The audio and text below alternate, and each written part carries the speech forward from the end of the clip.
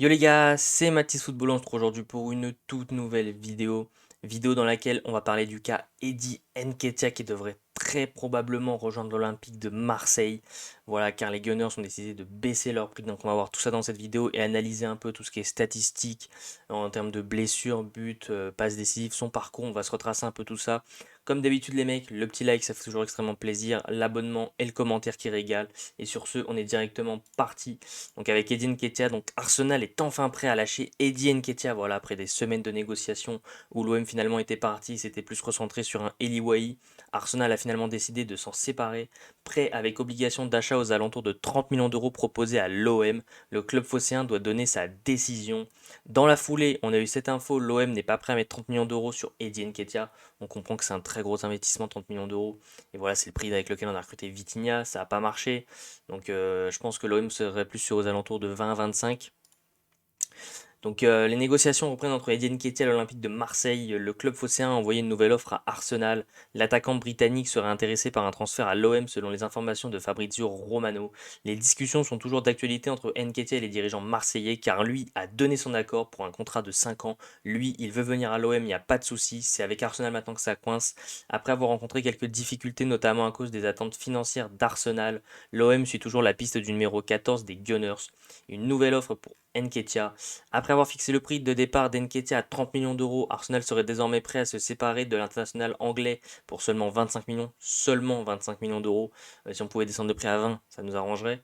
Selon les informations du journaliste sportif italien Fabrizio Romano, les négociations entre les deux clubs ont donc repris, mais cette fois-ci c'est l'OM qui entend poser ses conditions. À ce jour, le montant proposé par le club français reste inconnu. C'est vrai qu'on n'a pas eu forcément d'écho sur l'offre qu'avait fait l'Olympique de Marseille, mais maintenant c'est eux qui ont la main, qu'on la main sur ce dossier et qui vont voilà, mettre tout simplement les conditions qu'ils veulent.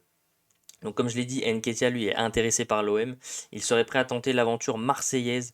L'attaquant d'origine ghanéenne aurait fait comprendre au club des Bouches-du-Rhône son envie de rejoindre l'équipe. L'OM ne peut qu'apprécier cette nouvelle étant donné que le joueur londonien est dans le viseur depuis plusieurs semaines maintenant.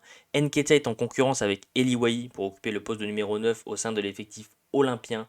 Oui, parce que vraiment là ça va vraiment être une bataille entre Eli Wahi ou Eddie Nketiah. Les deux valent plus ou moins le même prix.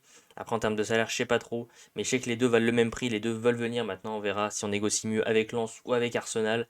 Et Youssoupha Moukoko qu'on peut voir ici, lui par contre, c'est vraiment un dossier totalement à part. L'international anglais reprend donc l'avantage sur le footballeur français puisque les négociations avec le RC Lens sont à l'arrêt. Oui, parce que le RC Lens en a demandé beaucoup trop, 30 millions d'euros. Donc l'OM a tout simplement dit stop. Alors au niveau des Nketiah, pour faire rapide, s'il est assez jeune quand même dans l'ensemble, 25 ans, il est né à Londres, c'est un Anglais, assez petite taille en tant que BU, voilà 1,75 m. Après on sait que nous, ce que va demander Roberto De Zerbi, c'est beaucoup de décrochage pour l'attaquant pour venir aider les milieux de terrain.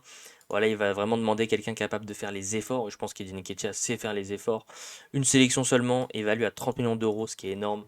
Voilà, bon, on a vu sa valeur marchande qui a très souvent augmenté, là qui a eu un gros pic le 19 décembre 2023 qui était monté à 35, qui est un peu redescendu.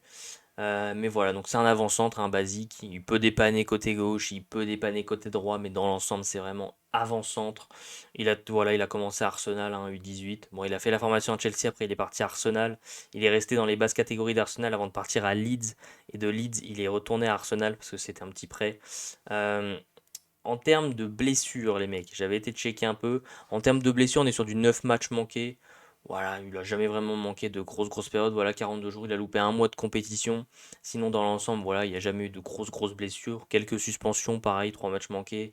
Mais dans l'ensemble, bon, voilà, c'est tranquille, il n'y a pas eu de grosses choses.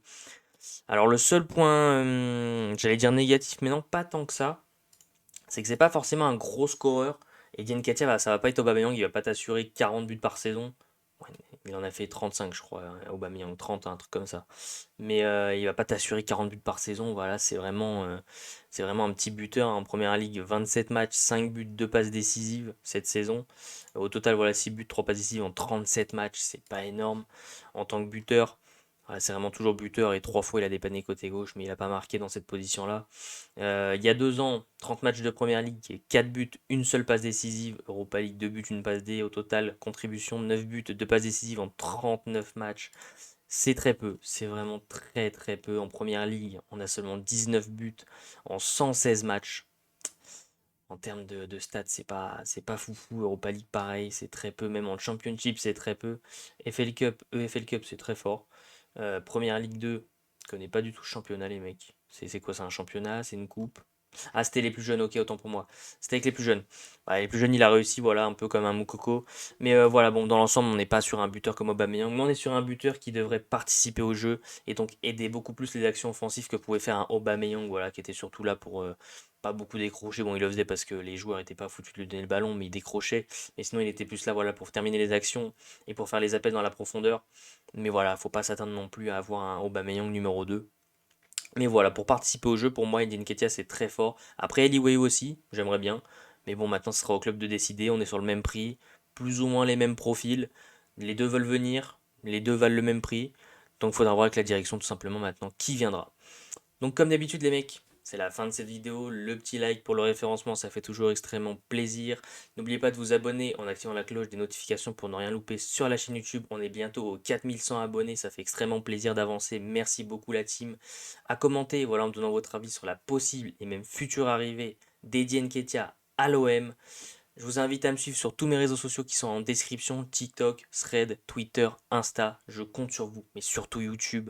On continue de supporter le plus grand club de France, l'Olympique de Marseille. Sur ce, c'était Mathis Football.